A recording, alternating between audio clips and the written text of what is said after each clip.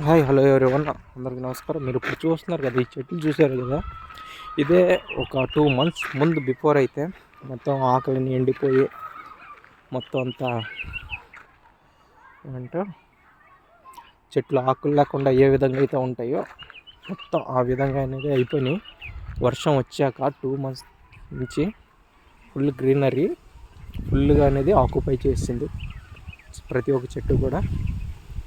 So వర్షం రావడం వల్ల గ్రీనరీ పెరుగుతుంది తప్పించి తగ్గదు. చూస్తున్నారు కదా, ఈ చెట్టు అయితే చాలా చిన్నగా ఉండేది వర్షం రాకముందు, ఇప్పుడైతే చాలా వరకు ఎదిగింది. మీరు అక్కడ చూస్తున్నారా, బ్యాక్ సైడ్ చెట్లు అయితే ప్రతి ఒక్కటి కూడా ఆకులన్నీ రాలిపోయినాయి, ఆల్మోస్ట్ చచ్చిపోతాయేమో అనుకున్న స్టేజ్ వరకు వెళ్ళి వర్షం వచ్చాక మొత్తం అన్నీ గ్రీనరీగా అయితే మారిపోయినాయి. అక్కడ చూస్తున్నారు కదా, ఆ చెట్లు అయితే పూలు అయితే విపరీతంగా అయితే పూస్తుంది వాన వచ్చిన కాడి నుంచి.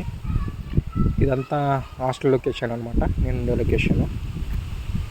చూస్తున్నారు కదా, ప్లేస్ అయితే మాత్రం చాలా గ్రీనరీగా ఫుల్ ఎయిర్ అనేది వస్తూనే ఉంటుంది ఇక్కడ. కూల్ ప్లేస్ అండ్ సైలెన్స్గా కూడా ఉంటుంది.